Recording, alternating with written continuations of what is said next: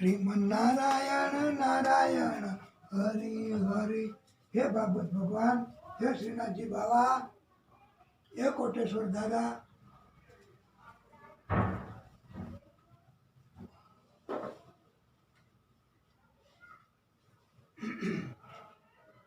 હે નારાયણ પ્રભુ, હે વિષ્ણુ પરમાત્મા, બોલીએ ભાગવત સ્વરૂપ ભગવાન કી જય.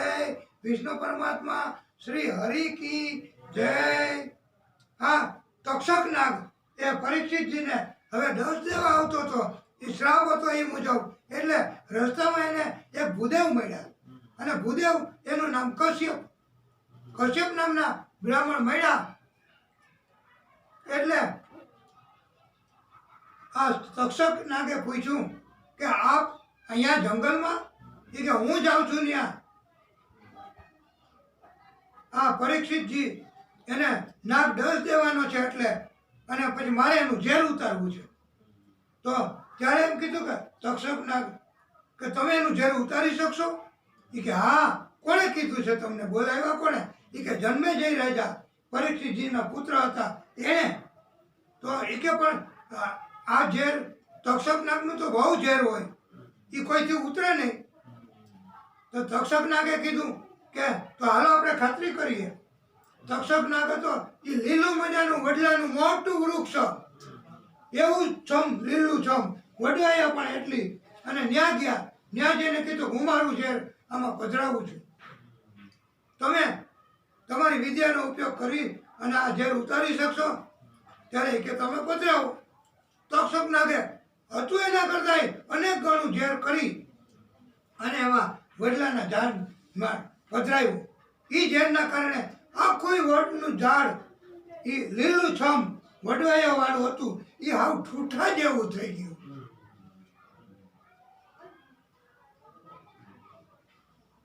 અને પછી કીધું કે હવે તમે આ ઝેર આમાંથી દૂર કરી શકશો? ત્યાં એ બ્રાહ્મણ એમણે ભૂદેવે પોતાના હાથમાં જલ લીધું અને આ ભાગવતીની કથાનો એક જ શ્લોક મનમાં બોલી અને એના ઉપર જળ છાંટ્યું. તો પાછું જેવું હતું એના કરતાં વધારે લીલું છમ અને એવું ઝાડ થઈ ગયું બદલાનું. તો તક્ષક નાગને એમ થયું કે તો હવે મારા ઝેરનું કાંઈ નહીં આવે, તો તમે એને સજીવન કરી દેશો, હું દસ દઈશ. તો એવું નથી કરવું. તો એ કે તમે ત્યાં જાઓ, તમને એ કેટલું આપશે? એ કે મને બહુ આપવાના ભાઈ, જન્મે જે રાજાએ મને કીધું છે. તો એ કે એ તમને જેટલું આપે, તમારી જેટલી ઈચ્છા હોય એના કરતાં હું તમને 10 ગણું ધન આપું. તમારે તો ધનની જ ઈચ્છા છે? તો એ કે હા, એટલે જ હું જાઉં છું. તો એણે તક્ષક નાગે અંતરિક્ષમાંથી ચમત્કારથી 10 ગણું ધન આપ્યું. અને પછી એને પાછા વાળ્યા. પછી એમણે હવે આ તક્ષક નાગે પોતે જાવું અને કેવી રીતે ત્યાં પહોંચવું, દુહાવ ચોકી પહેરો હતો. અને ત્યારે પછી એમણે ત્યાં એકદમ સૂક્ષ્મ એવું સ્વરૂપ, જંતુ કરતા સૂક્ષ્મ એવું ધારણ કર્યું.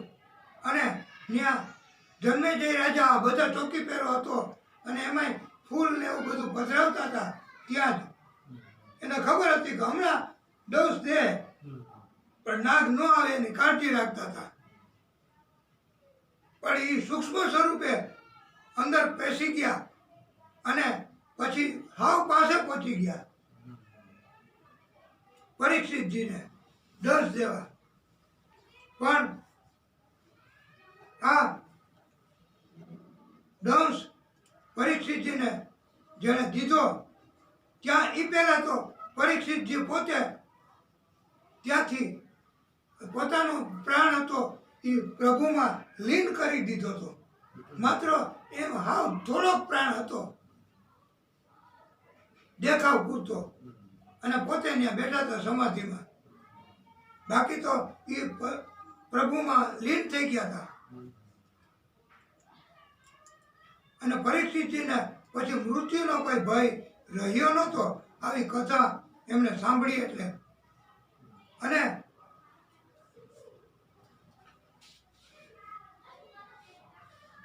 એના ઝેર અને આવો વિષાગ્નિ એના ઝેરનો અગ્નિ એનાથી સહન ન થયો અને એનું શરીર આખું હતું એ લીલું કાચ જેવું થઈ ગયું અને દોષ દીધો અને પરીક્ષિતજીએ કથા સાંભળી તો એના કારણથી આખી પૃથ્વી ઉપર હાહાકાર થઈ ગયો. દસેય દિશામાં કે હો હા હા હા આવું થયું કે એને દસ દીધો અને આવું થયું. ત્યારે પછી એ તક્ષક નાગના ઝેરથી એ અને પછી પરીક્ષિતજીને જન્મેજય ને એના પુત્ર જન્મેજય હતો એને પછી શંકા ગઈ કે એમણે વ્યાસ ભગવાનને કીધું કે મારો આ પિતાના મૃત્યુ સમયે હું ત્યાં હતો અને ત્યારે આ મને એવું થાય છે કે એમને ગતિ થઈ નથી તો મારે હવે શું કરવું. અને પછી તો એમ કીધું કે તમે આ જે કંઈ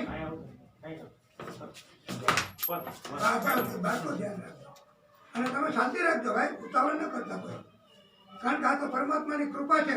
અને પાછળ જો વિડીયોમાં આવી જશો તમે શાંતિ રાખજો અને બહુ ધ્યાન રાખજો અને કોઈ જાતનો અવાજ કે નહીં તો કથા સાંભળવા બેસો. અને આ સુંદર મજાની કથા ચાલુ છે.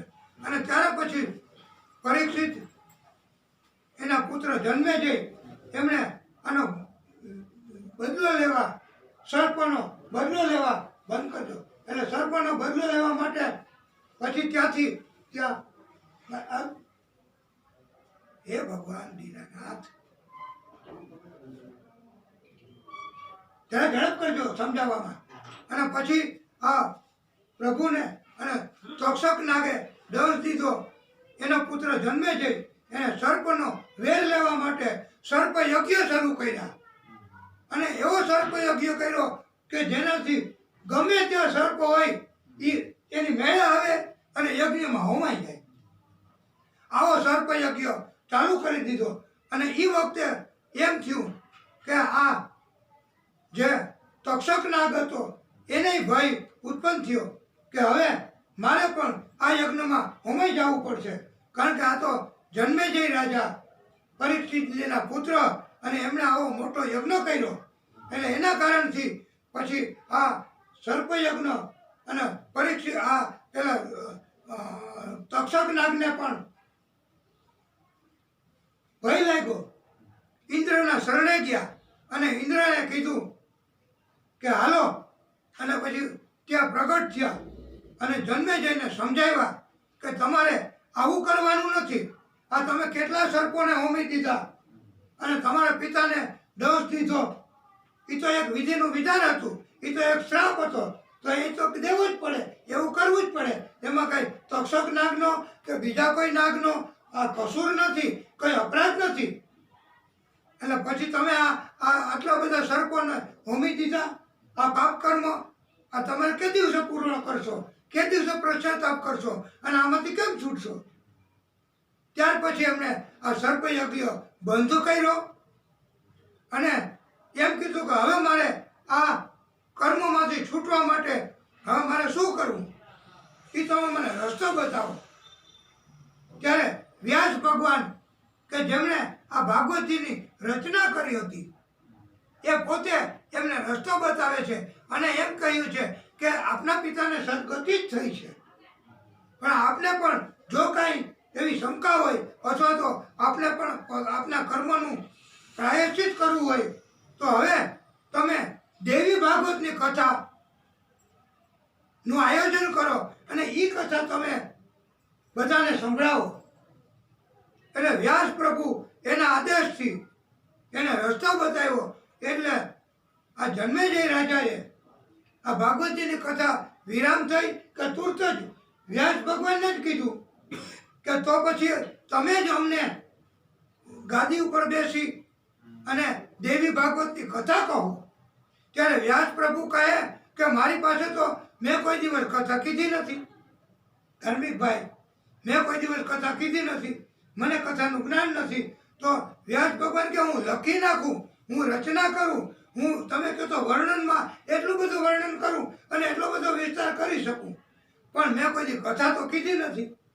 તોય એમ કીધું કે તમારી પાસે તપ છે, તમારી પાસે પ્રભુની ભક્તિનું બળ છે, અને બ્રાહ્મણોને આ ભક્તિનું બળ હોય, એનો તપનું બળ હોય, અને પ્રભુની કૃપા હોય, આ કોટેશ્વર દાદાની મહેરબાની હોય, અને કથા સાંભળી તો હોય જ.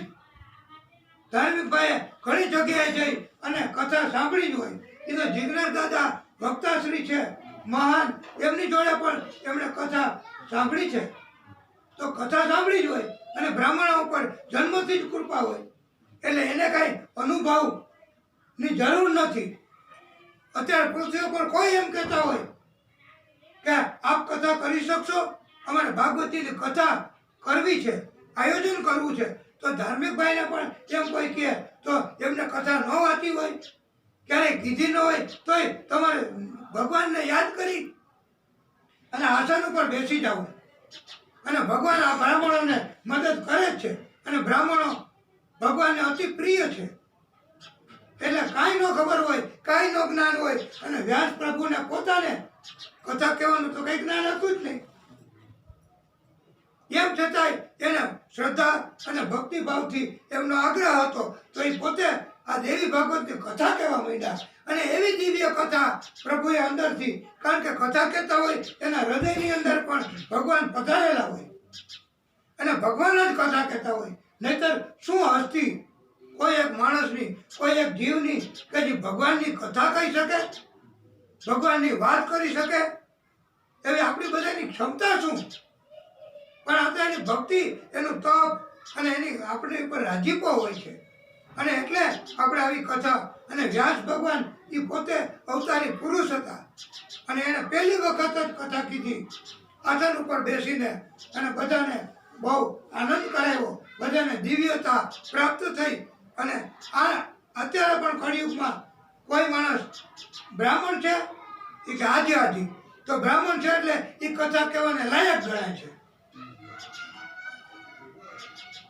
એ પછી વ્યાસપીઠ ઉપર બેસી અને ગમે તે કથા કહે, તોય ભગવાન છે એ બધાને પ્રભાવિત કરે છે, શ્રોતાઓને પ્રભાવિત થઈ. અમે વક્તા કે બીજા કોઈ વક્તાઓ પ્રભાવિત નથી કરતા, પણ અંદર બિરાજમાન પ્રભુ પોતે, વિષ્ણુ પરમાત્મા પોતે, શિવજી પોતે એ જ વાણી કાઢતા હોય છે, અને એ વાણીમાં એટલો બધો પ્રભાવ હોય કે શ્રોતાઓ પ્રભાવિત થઈ જાય. અને એ વાણીના કારણથી શ્રોતાઓ છે એટલા બધા પોતે પાગલ બની જાય, મંત્રમુગ્ધ થઈ જાય કે એના પછી ભાન ન રહે કે અમે ક્યાં બેઠા છીએ, પોતાની જાતનું પણ ભાન ભૂલી જાય. એવી કથામાં પ્રીતિ જાગે. એનું કારણ કે એ પોતે બ્રાહ્મણ છે, કથા કહેવા વાળા. એટલે આ કળિયુગના મનુષ્યોએ એવું એને એવો બોધ આપ્યો છે કે એ પણ આ કથા જે સાંભળશે મોબાઈલ મારફત, એને પણ આ ખાસ નોંધવા જેવી બાબત છે કે કોઈ પણ વક્તાશ્રીને એમ નથી માનવાનું કે તમે કથા કહેશો, તમે ક્યારેક કીધી છે, તો એવું નથી શંકા કરવાની એ કે તમે બ્રાહ્મણ છો, તમે પધારો અને કથા કયો. એવી શ્રદ્ધા અને વિશ્વાસ રાખવાનો, એટલે એની અંદર પ્રભુ બિરાજમાન થાય અને એના અંદરથી કથાની વાણી નીકળે. એટલે કોઈ દિવસ કથા ન કીધી હોય તો તમને ધાર્મિક ભાઈ કોઈ એમ કહે તો તમારે કથા ચાલુ કરી દેજો. અને આપણી અંદર પરમાત્મા એ ભૂદેવ સ્વરૂપે આપણે હોય, એટલે એ આપણને અંદરથી વાણી કહેતા હોય છે. નગર ગમે એટલું કોઈ કહું હોય, ગમે એટલું પાકું કર્યું હોય, તો પરીક્ષામાં આપણે લખી શકતા નથી. વિદ્યાર્થીઓ આખું વરસ ભણ્યા હોય, આખું વરસ ગોખવું હોય, તોય ત્યાં પેપર લખવા જાય તો ગભરાઈ જાય અને ભૂલાઈ જાય. પણ આ કથા જ એક એવી છે, આ પ્રભુની કૃપા સ્વરૂપ છે કે એ વક્તાશ્રીએ કઈ તૈયારી ન કરી હોય, તોય એનાથી દિવ્ય કથા બહાર નીકળે છે. એવી આ ભાગવતજીની કથા છે. એટલે ક્યારેય કોઈ પણ પૃથ્વી ઉપરના એવા કોઈ મનુષ્યો કોઈએ એવી શંકા ન કરવી કે તમે કથા કહી શકશો, તમે ક્યારેક કથા કીધી છે. પણ વ્યાસ પ્રભુએ પોતે કથા કહી અને આ ભાગવતજીએ આ દ્રષ્ટાંત આપી અને એવું સિદ્ધ કર્યું છે કે તમને હવે પછી ક્યારેય આ બ્રાહ્મણોને કે વક્તાશ્રીને કાંઈ તૈયારી કરવાની જરૂર નથી અને એમણે તો કથાઓ કહેવાનું શરૂ કરી દેવું અને એના કારણથી પછી આ દિવ્ય કથા ભગવાન પોતે જ કહી જતા હોય છે. આવી આ ભાગવતજીની કથા એનું મહત્વ અને અંતે પણ આ બોધ ભગવાને ભાગવતકારોએ આપણને આપ્યો છે. અને વેદો પુરાણો એમણે પણ ઋષિઓ મહામુનિઓ એના લક્ષણો સંભળાવ્યા છે અને ઘણા પદ્મપુરાણ, વિષ્ણુ પુરાણ, બ્રહ્મ પુરાણ એવા મહાપુરાણો છે. આ વ્યાસ ભગવાને આવા મહાપુરાણોની રચના કરી છે. અને પછી ભાગવત કથામાં વિરાટ ભગવાનની કથા કીધી. વિરાટ સ્વરૂપ ભગવાને લીધું છે.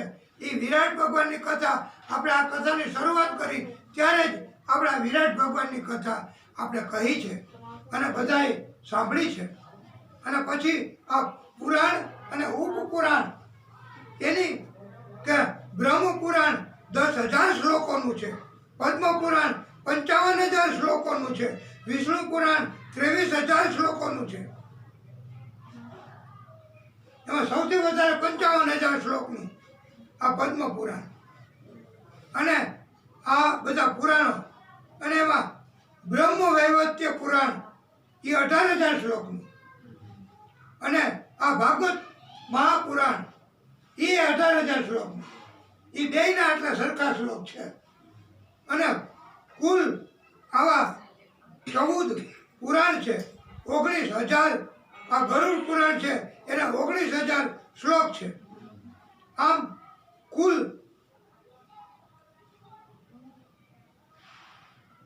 બધા થઈને એમ કહેવામાં આવ્યું છે કે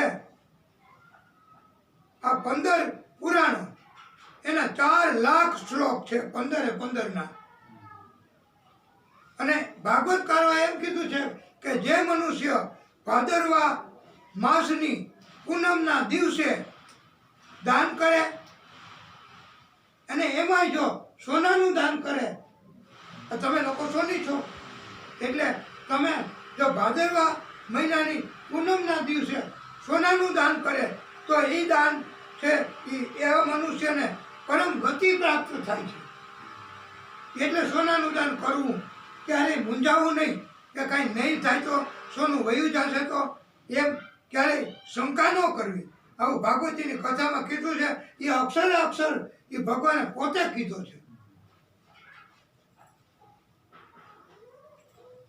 અને વક્તા એ તો ખાલી એક જાતનું માધ્યમ છે, બાકી તો આ ભગવાનની જ કથા છે અને ભગવાન પોતે જ કહે છે.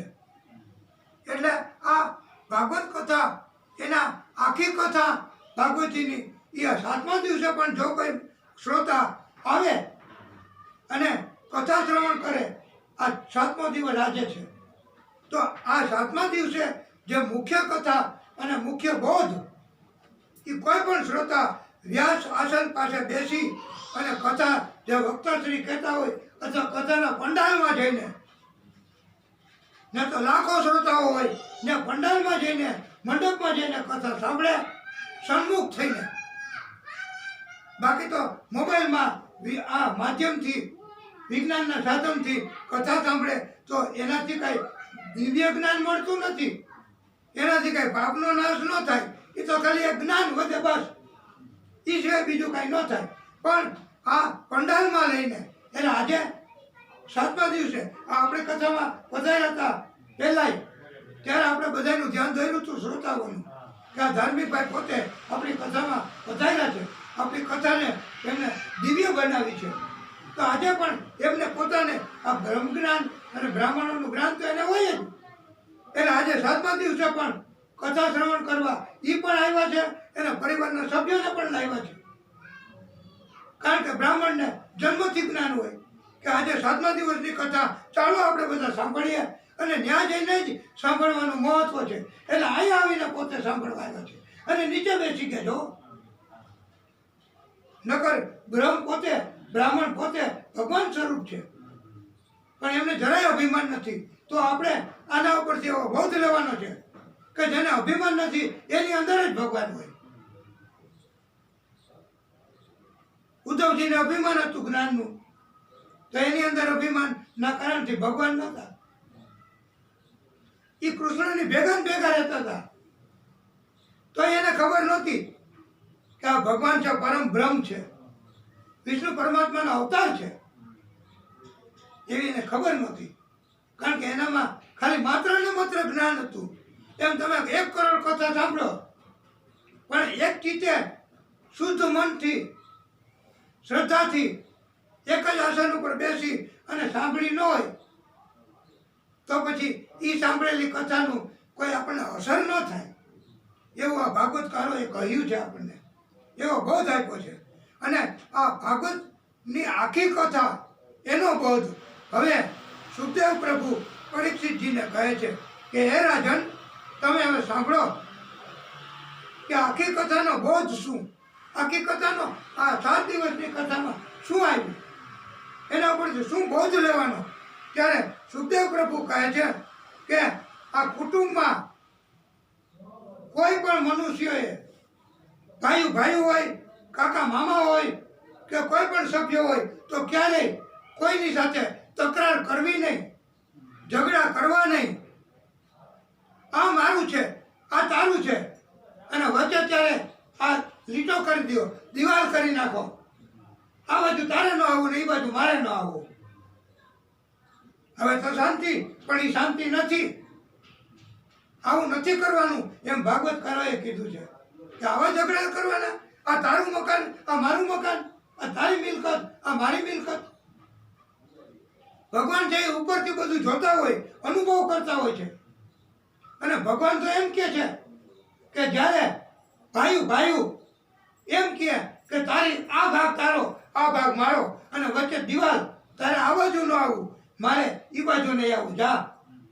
આવું જ્યારે કહેતા હોય ભાઈ, ત્યારે ભગવાન ઉપરથી દાંત કાઢતા હોય કે અચ્છા આ તારું અને ઈ ભાઈનું. આ તો પૃથ્વી છે, આ તો જમીન છે, આખી પૃથ્વી છે એ પ્રભુની છે. તો પછી આ મકાન, આ જમીન એ તમને આટલી પ્રભુ કૃપાથી મળ્યું, તો તમારે આટલો બધો તકરાર કે ઝઘડા કરવાના, એમ બોધ આપ્યો છે. આખી કથાનો આવો બોધ આપ્યો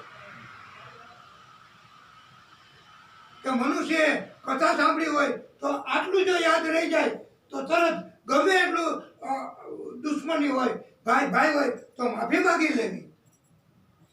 અને જમીન, મકાન, મિલકત, ઝવેરાત, સંપત્તિ, એના માટે ક્યારેય ઝઘડા ન કરવા. એના માટે ઝઘડા કરે એ એની અજ્ઞાનતા છે, અને એના માટે ઝઘડા કરે એની એ બધા મૂર્ખાઓ છે. એવો શબ્દ આ ભાગવતકારોએ વાપર્યો છે. એટલે હંમેશા બધાની અંદર પ્રભુના દર્શન કરવા એવું કીધું છે. પછી ભાઈ ન હોય ને ગમે તે અજાણ હોય તો એની અંદર એક પ્રભુના દર્શન કરવા. આપણે બધામાં ભગવાન છે જ. આવો આખી કથાનો ઉત્તમ બોધ આ ભાગવતકારોએ 7મા દિવસે આ કહ્યો છે અને ઉપદેશ આપ્યો છે. અને એમ કીધું છે કે સૂર્ય, આ પ્રભુ સૂર્યનારાયણ ભગવાન પોતે છે, એમની પૂજા કરવી. એમનો ઉદિત થાય, જ્યારે સૂર્ય ઉદય થાય ત્યારે આપણે જળનો લોટો એને આપણે ધરાવવો, આમ અર્ઘ્ય આપો. બ્રાહ્મણો દરરોજ સૂર્ય ઉદય થાય ત્યારે બહાર જઈ અને ઉદિત સૂર્ય હોય એની પૂજા કરે છે જળથી. આવા બધા સંસ્કારો બ્રાહ્મણના સંતાનને ખબર હોય, એટલે દરરોજ કે અને સૂર્ય ભગવાન બ્રાહ્મણનો સંતાન કે બ્રાહ્મણ પોતે ક્યારેય પણ સૂર્યને જોઈ જાય તો એને દ્રષ્ટિ પડે એટલે તરત પ્રણામ કરે છે અને પ્રાર્થના કરે છે. આ સૂર્ય જ એક મહાન શક્તિ છે, એવું ભાગવતકારોએ કીધું છે. અને સૂર્ય નારાયણ કીધા છે, વિષ્ણુ નારાયણ કીધા છે, સ્વામી નારાયણ કીધા છે. એ નારાયણ એની અંદર હોય છે. બધા ધર્મની અંદર નારાયણ પ્રભુ છે જ. કારણ કે બધા ધર્મમાં માણસો સત્યને તો માને જ છે. બધો કોઈ પણ ધર્મ તમે જો, કોઈ ધર્મ છે એ સત્યને નહીં માને એવો કોઈ ધર્મ જ નથી. એટલે સત્યથી સિવાય મોટો કોઈ બીજો ધર્મ નથી, અને સત્યથી સિવાય બીજો કોઈ પરમાત્મા નથી, અને સત્ય છે એ જ પરમાત્માનું સ્વરૂપ છે. સત્ય એ જ પરમાત્મા છે, અને પરમાત્મા એ સત્ય છે. પરમાત્મા કોઈથી કઈ કપટ નથી કરતા, કોઈનું અહિત ન કરે. હંમેશા જે કઈ થાય, કષ્ટ આવે તોય એની કૃપા, મુશ્કેલી પડે તો એની કૃપા, અને એને ન ભૂલીએ એની ભક્તિ કરો તો પ્રભુ રાજી થાય અને સંકટમાંથી તરત બહાર કાઢે. એવા પરમાત્મા, વિષ્ણુ પરમાત્મા શ્રી હરિ, એમણે આવો ઉત્તમ મજાનો બોધ આપ્યો. અને સૂર્યનારાયણ છે એ અત્યારે સરકાર અને અત્યારે પૃથ્વી ઉપર એવા ભય ફેલાઈ ગયા છે આખી દુનિયામાં, આખા દેશમાં, કે બહાર ન નીકળવું, બહાર નીકળ્યા પછી એ રોગ લાગી જશે. એટલે સરકાર આપણા કલ્યાણ માટે નિયમો બનાવે છે કે તમારે રૂમાલ બાંધવો અને બહાર નીકળવું, રોગ લાગુ ન પડે એ તમે તમારું ધ્યાન રાખજો. એમ જો સરકારે આપણું હિતમાં કામ કરતી હોય તો આ સરકાર તો કેવડી મહાન, આનાથી ઊંચી કઈ સરકાર નથી. એ પોતે જ આદિશક્તિ છે. તો એ આપણું કદી અહિત કરે તો એ આપણને હંમેશા, અને એમાંય જો ભૂલથી આ ભાગવતીની કથાનો એક શબ્દ જો સંભળાઈ ગયો હોય, ભૂલથી અહીંથી કોઈક નીકળે અને એને એમ થાય કે આ ભાગવતીની કથા કહે છે, તો એ કથામાં અહીંયા બહાર ઉભા રહીને એક શબ્દ પણ જો એ સાંભળી લે તો એની ઉપર પણ પ્રભુ કૃપા કરે છે. એટલા આ કરુણાના કરનારા છે. એવા કોટેશ્વર દાદા મહાદેવજી પોતે એ તો કરુણાના કરનારા એમ કીધું છે કે તારી કરુણાનો કોઈ ભાર નથી. એવા ભક્તો ગાય જ છે. પણ આપણે આ કથાને અહીંયા વિરામ આપવાનો છે, એટલે આ કથા આપણે અતિ ઝડપથી અને દિવ્યતાપૂર્વક, જરાય કથા ઓછી ન કહેવાય જાય એ ધ્યાન રાખીને અને કોટેશ્વર દાદાને આ કથા સંભળાવીએ છીએ. એટલે સૂર્ય ભગવાનની શક્તિ, એના વિશે પણ આપણને આ કથામાં બોધ આપ્યો છે. અને એમ કીધું છે કે ઠાકોરજીને પધરાવવાથી ઘરમાં, ભાગવતજીનું પુસ્તક પણ ઘરમાં રાખવાથી, અને ન વાંચીએ તો કાંઈ નહીં, ભાગવતજીનું પુસ્તક પણ આપણા ઘરમાં હોય તો ને યમના દૂતો ન આવે. અને એમાંય દરરોજ ભાગવતની કથા કરવી, ઘરે બેસીને વાંચવી, કરવી.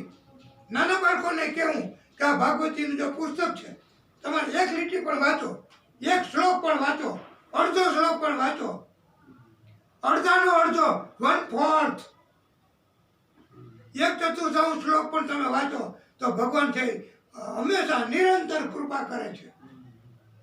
એવું આ ભાગવતજીનું ઉત્તમ ફળ છે. અને ભગવાન કૃષ્ણ જ્યારે પોતાના ધામમાં ગયા ત્યારે ઉદ્ધવજીએ અને નારદજીએ પૂછ્યું છે કે તો હવે તમે તો ધામમાં જશો તો અમારા જીવોનું બધાયનું હવે શું આધાર, તમે તો વયા જાઓ. ત્યારે ભગવાન કૃષ્ણએ વિષ્ણુ પરમાત્માના અવતાર હતા ત્યારે એમ કીધું છે કે હું મારું બધું તેજ, મારામાં બધી શક્તિ છે એ હું આ ભાગવતજીમાં પધરાવું છું. એમ કરીને ભગવાન કૃષ્ણએ પોતાની બધી શક્તિ એ આ ભાગવતજીમાં પધરાવી છે. એ આ ભાગવતજી છે. અને આ ભાગવતજીની પોથી, એની અંદર ભાગવતજીનું પુસ્તક અને ભાગવતજીનું લખાણ કે ભગવાનની વાત હોય છે, આ પોથી છે. એની અંદર પણ ભગવાન બધું તેજ પધરાયું છે. અને એના કારણથી આ ભક્તશ્રી કથા કરવા જાય તો એ પોથીને સામે જોતા જાય છે અને પોથીના દર્શન કરતા જાય છે, એટલે એની અંદર દિવ્યતા આવતી જાય છે. એટલે તૈયારી ન કરી હોય તો ભગવાન આવી અને કથા આવી સુંદર મજાની કહે છે. અને અમે આટલી ઝડપથી આટલી બધી કથા કહી છે એનું કારણ એ એક જ ભક્તિનું પ્રમાણ છે. આના ઉપરથી જે સાબિત થાય છે કે આટલો સમય, આટલું બધું એક ધારા શ્વાસ લીધા વગર આટલી બધી દિવ્ય કથા કહે છે, તો આ કેમ આવે છે?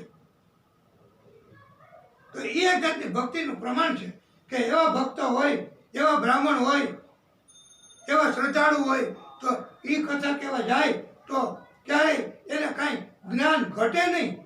અરે એટલું જ નહીં, પણ અમારો તો એવો અનુભવ છે બ્રાહ્મણ તરીકે નહીં પણ કે અમે જ્યારે સૌથી પહેલા કથા કરી હશે ત્યારે શું થતું હશે?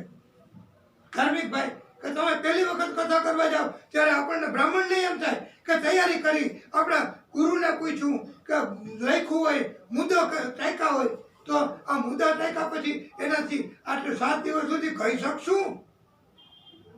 7 દિવસ સુધી કેમ કેવું? તૈયારી તો નથી આવડતી, પણ તોય ભગવાને આશીર્વાદ આપ્યા છે કે તમે મારું નામ લઈ અને આસન ગ્રહણ કરી અને સ્તુતિ વંદના આપણે કથા શરૂ કરીએ છીએ ત્યારે જે મંગલાચરણ કરીએ છીએ દરરોજ, તો એના કારણથી ભગવાન પધારે છે. જેમ રામકથા હોય ત્યાં હનુમાનજી પધારે, એમાં કૃષ્ણ કથા હોય ત્યાં ભગવાન વિષ્ણુ પરમાત્મા પોતે, મહાદેવજી, પવિત્ર નદીઓ, દેવો, દેવતાઓ એ બધા અહીંયા પધારે છે. અને જ્યાં કથા થતી હોય એ આખી જમીન, એ આખી ભૂમિ, એ વૈકુંઠ ધામ બની જાય છે, બદ્રિકાશ્રમ બની જાય છે. કથા કરવા માટે ત્યાં જવાની જરૂર નથી, ગંગા તટે, પણ જ્યાં કથા કહી એ ગંગા તટ બની જાય છે. આવું ભગવાને બોધ કર્યો છે, પોતાના વાણીથી ભગવાને આવું જ્ઞાન આપ્યું છે. અને એવું આ કથાનું સુંદર મજાનું મહત્વ, અને આખી કથા એ આવી રીતે સાંભળી છે અને સંભળાવી છે. અને આખી કથા સાંભળીએ અને એનું એક ગીત સ્વરૂપે પણ ભાગવતકારોએ કહ્યું છે કે એને ભાગવતજીનો આંબો કહેવાય છે. આંબો એ ઘણા બ્રાહ્મણોએ સાંભળ્યો જ હોય, અને દરેક ભાગવતજીની કથામાં અંતે શું આવે છે એ આંબા સ્વરૂપે પણ ભક્તોને સંભળાવવામાં આવે છે. અને એ ભાગવતજીનો આંબો એ આપણે બધા જો પરિચિત હોય તો ગાવું, નહીતર અમે ભાગવતજીનો આંબો આ પરમાત્મા શ્રી હરિ, કોટેશ્વર દાદા અને બીજા શ્રોતાઓને શ્રવણ કરાવશું. આંબો અખંડ ભુવનથી ઉતર્યો,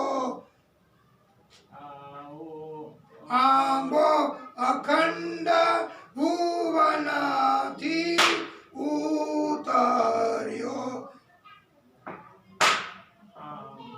ગાવ ગાવ તમે. હા, આંબો અખંડ ભુવનથી ઉતર્યો. સમજી તો શકો ને તમે ગુજરાતી? અચ્છા અચ્છા. એટલે વ્રજ ભૂમિમાં આંબાનો વાસ, સખી રે આંબો રોપિયો. આંબે વસુદેવજીએ બીજ વાવ્યા, હુઆ દેવકીજી ક્ષેત્રે પ્રકાશ, સખી રે આંબો રોપિયો. વ્યાસ મુનિએ તે 4 પત્ર લખિયા, તેના 9 ખંડમાં છે નામ, સખી રે આંબો રોપિયો. આંબો ધ્રુવ પ્રહલાદે અનુભવ્યો, એની સેવનારી છે વ્રજ નાર, સખી રે આંબો રોપિયો.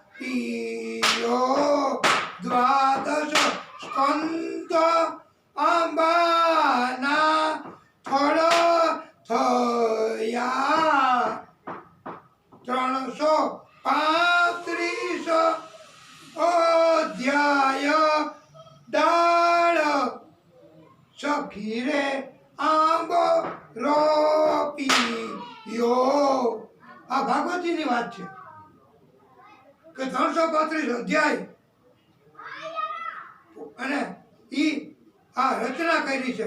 18,000 શ્લોક અને આ 18,000 શ્લોકોના આ બે તીર્થ યા 500 લક્ષ અક્ષર આ બે પાન. આ ભાગવતજીની કથા એના અક્ષર કેટલા એ કીધું છે કે 500 લાખ અક્ષર 75 લાખ અક્ષર છે આ કથાના. 18,000 શ્લોક 335 અધ્યાય એટલે આ દિવ્ય કથા છે, આ દિવ્ય જ્ઞાન છે. આ અંબામાંથી આખી કથા સાંભળી, આ અંબામાં આખી કથાનું કહેવામાં આવ્યું છે. અને કલ્પ વૃક્ષ થઈ આંબો દૂધિયો એની 14 ભુવનમાં છાય સખી રે આંબો રોપિયો. આ ભાગવતજીની કથા એ કલ્પવૃક્ષ જેવી છે. કલ્પવૃક્ષનું તો નીચે જ છાયા મળે, પણ આ ભાગવતજીની કથા એ એવું છે કે એની અંદરનું એની જે કલ્પવૃક્ષ એ એવું કલ્પવૃક્ષ છે કે એની 14 બ્રહ્માંડમાં 14 ભુવનમાં એની અસર થાય છે, એની છાયા પડે છે. એટલે આ ભાગવતજીની કથા બેટા પૂરી થાય છે. એટલે આ ભાગવતજીની કથા આપણને ઉત્તમ બોધ આ વર્ણન કરીને ગાયને પણ સંભળાવી, ગીત ગાઈને. અને આ ભાગવતજીની કથાનો ઉત્તમ શ્લોક એ તમારે પણ સાથે કહેવાનું, અમે પણ કહીશું. અને આ અંતિમ અને છેલ્લો શ્લોક ભાગવતજીની કથામાં કીધો છે, તો આપણે બધાએ એનું આ અંતિમ શ્લોક એ આપણે કહેવાનો અને આપણે પણ એ શ્લોક જેવો બોલાય એવો બોલવાનો અવાજ કરીને. એટલે પ્રભુ સાંભળી લેશે. ન થાય તમારે પણ બોલવાનું, અને હું તમને બોલાવું છું એ મુજબ બોલવાનું. એટલે આખો શ્લોક અંતિમ શ્લોક એ આપણે બધા બોલીશું. અને આ ભાગવતજીની કથા છે એટલે શક્ય હોય ત્યાં સુધી આપણે મસ્તકને ઢાંકી અને એ આખો શ્લોક આપણે કહેવાનો છે. આ છેલ્લો શ્લોક છે કે ચાલશે ધાર્મિકભાઈ? નામ સંકીર્તનમ યસ્ય, બોલો, નામ સંકીર્તનમ યસ્ય સર્વ પાપ પ્રણાશનમ પ્રણામો દુઃખ સમનષ્ટતમ, પ્રણામો દુઃખ સમનષ્ટતમ, નમામિ હરિમ પરમ. હરિમ પરમ આ આખો અંતિમ શ્લોક એમ ભાગવતકારોએ કહ્યો છે. અને આ શ્લોક આપણે બોલ્યા, આપણી અંદર ભગવાન પધાર્યા. હવે પછી અહીંયા આવીને જે સન્મુખ આવીને જેણે આ શ્લોક સાંભળ્યો, જેણે આ શ્લોક બોલ્યા, એના હૃદયમાંથી ભગવાન વિષ્ણુ પરમાત્મા અને ભાગવતજી ક્યારેય જશે નહીં, ક્યારેય નહીં જાય એવી આ ખાતરી આપી છે વિષ્ણુ પરમાત્માએ. અને આ અંતિમ શ્લોક એટલે એનું મહત્વ બહુ જ છે. અને આ શ્લોક એમાં એમ કીધું છે કે આ શ્લોક આપણે જે બોલ્યા એ ભગવાનના નામ એનું આ કીર્તન સ્વરૂપ શ્લોક છે. અને એ નામ કીર્તન એ કેવું છે તો તમામ પાપોનો નાશ કરનારું છે. તથા ભગવાન શ્રી હરિ પરમાત્માને પ્રણામ કરવાથી, પરમાત્માને વંદન કરવાથી હંમેશ માટે ભગવાન શ્રી હરિ પરમાત્મા આપણા બધાના તમામના જન્મના પાપ હોય તો એનો નાશ કરે છે, દુઃખોનો નાશ કરે છે. અને આ કથા શુદ્ધ હૃદયથી, શ્રદ્ધાથી, એક ચિત્તે તમે સાંભળી અને બધા આ છેલ્લો શ્લોક પણ સાંભળો, બોલ્યા, ઉચ્ચારણ કર્યું તો એને ક્યારેય કોઈ પ્રકારના દુઃખનો અનુભવ જ ન થાય. આવવાની વાત એક બાજુ રહે કે દુઃખ આવે પછી મટાડે એવા ભગવાન નથી. દુઃખનો ક્યારેય અનુભવ ન થાય. અનુભવ થાય, ઠંડીનો અનુભવ થાય છે અને આપણે ગરમ વસ્ત્ર પહેરવા પડે શિયાળામાં, કારણ કે ઠંડીનો અનુભવ થાય, ધ્રુજવા માંડીએ. એમ દુઃખનો ક્યારેય અનુભવ જ ન થાય. આવવાની વાત તો ક્યારે. એમ આખી પૃથ્વી ઉપર શ્રદ્ધાથી આ ભાગવતીની કથાનું આયોજન કરે, આ ભાગવતીની કથા એ સુંદર મજાની સાંભળે, શ્રદ્ધા રાખે, એને ક્યારેય કોઈ પ્રકારના રોગ ન થાય, એના પાપ હોય બળી જાય. એવો આ પ્રભુના નામ, એનો કીર્તન અને એનો મહિમા છે. અને આપણે આ કથા ભાગવતીની 7 દિવસ પછી પૂરી થઈ એમ નથી થવાની, પણ ભગવાનની કથા ક્યારે પૂરી થતી જ નથી. ભગવાનની કથા ક્યારે વિરામ પામે જ નહીં. એને આપણે વિરામ પામ્યું એમ કહેવાય કે આજે 7 દિવસ આ કથા સાંભળી, હવે પછી આ 7 દિવસની કથા પૂરી નહીં. એ તો જ્યાં તક મળે ને સાંભળવી. અમારે પણ જ્યાં તક મળે ને આ કથા કહેવા જ આવી, એટલે કથા પૂરી થતી નથી.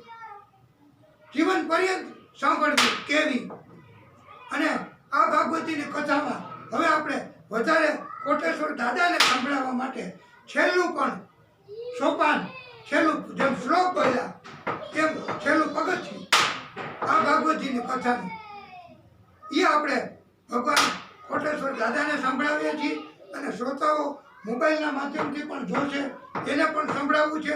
એટલે આપણે આ છેલ્લું સોપાન, છેલ્લું પગથિયું એ આપણે સંભળાવીએ છીએ. અચ્યુતમ કેશવમ કૃષ્ણ દામોદરમ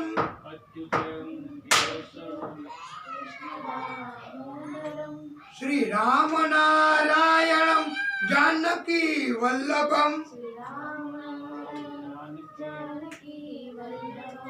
कौन कहते भगवान खाते नहीं, कौन कहते हैं भगवान खाते नहीं, कौन कहते हैं भगवान खाते नहीं, कौन कहते हैं भगवान खाते नहीं, बेर सबरी के जैसे कोई खिलाते नहीं, बेसब्री के जैसे खिलाते नहीं, कौन कहते हैं भगवान हंसते नहीं, कौन कहते हैं भगवान हंसते नहीं, गोपियों की तरह कोई हंसाते नहीं, गोपियों की तरह कोई हंसाते नहीं, कौन कहते हैं भगवान सोते नहीं, कौन कहते हैं भगवान सोते नहीं, कौन कहते हैं भगवान सोते नहीं, कौन कहते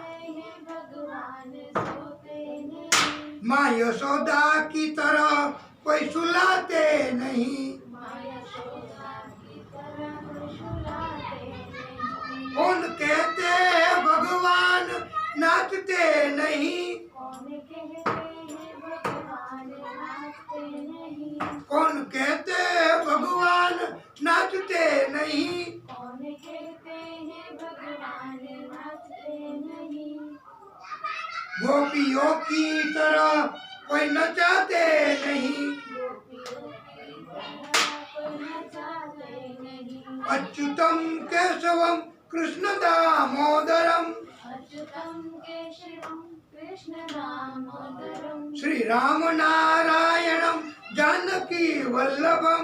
राम नारायण जानकी वल्लभम. આ આપણી કથાને અહીંયા વિરામ આપીએ છીએ. 7 દિવસ આપણે અહીંયા કોટેશ્વર દાદાને કથા સંભળાવી અને આપણે આ કથાને અહીંયા વિરામ આપશું. બોલીએ ભાગવત સ્વરૂપ ભગવાન કી, વિષ્ણુ પરમાત્મા શ્રી હરિ કી, કોટેશ્વર દાદા કી. ઓમ નમઃ પાર્વતી પતયે હર હર મહાદેવ હર. આપણી કથામાં આજે આ અંતિમ દિવસે પણ આ બહેનોએ પણ આવી અને પોતે પણ કથાને દિવ્યતા આપી છે. અને આખું કથા બે અને એક આ બાજુ અને એક આ બાજુ અહીંયા ઉભા રહ્યો એટલે સામે અને માથે ઓઢજો. અને આ આપને કોણે અહીંયા લઈ આવ્યા આપને? ધાર્મિક ભાઈ અચ્છા. અને આપ ધાર્મિક ભાઈને શું થાય છો? હું તો हाँ? कुछ नहीं लगती हूँ, पड़ोसी है। अच्छा अच्छा, તો પાડોશીને પણ આ ભૂદેવ ધાર્મિકભાઈ લઈ આવ્યા. हाँ, અને આપનું નામ શું? अनुबेन। અનુબેન. હા, તો આપને પણ આ ધાર્મિકભાઈના કારણથી આટલો ઉત્તમ મજાનો લાભ અને કથા શ્રવણની પ્રાપ્તિ થઈ. એટલે આ ભગવાનને આપ ક્યારે ભૂલશો નહીં. અને આવું ભગવાનની કથા આપણે સાંભળી આ જ્ઞાન મળ્યું છે. અને આપ ક્યાં રહ્યો છો? હું અહીંયા રહું છું જેતપુરમાં। ધાર્મિકભાઈની પાસે. હા, હા, અને આપ આપ આપ હા, અને આપ ધાર્મિકભાઈને લઈ આવ્યા. ધાર્મિકભાઈ આપને. અચ્છા, તો આપ ક્યાં રહ્યો છો? એની પાસે. તમે સાંભળો બાપુ, અહીંયા આપણું પ્રસારણ થાય છે, આખી દુનિયા જોવાની છે. એને આપ છે એ કઈ જગ્યાએ રહ્યો છો? અચ્છા, અને ત્યાં ઈ શેરીમાં આપ રહ્યો છો. અને આપને કોણ લઈ આવ્યું? અચ્છા, અને આપનો પરિચય શું? હા, અચ્છા, અને એટલે આપને પણ લઈ આવ્યા.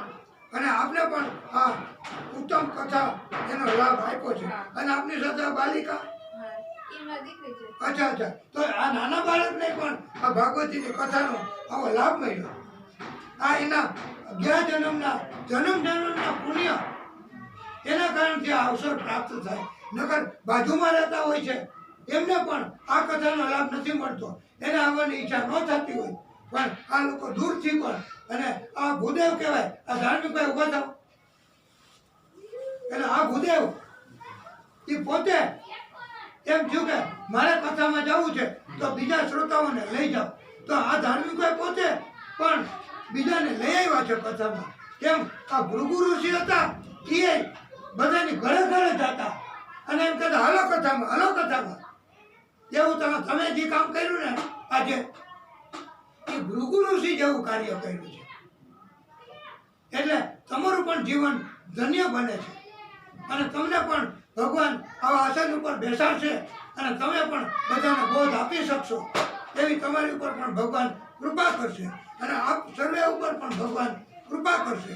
અને આપણે આ કથાને અહીંયા વિરામ આપીશું. અને બોલીએ ભાગવત ભગવાન કી જય.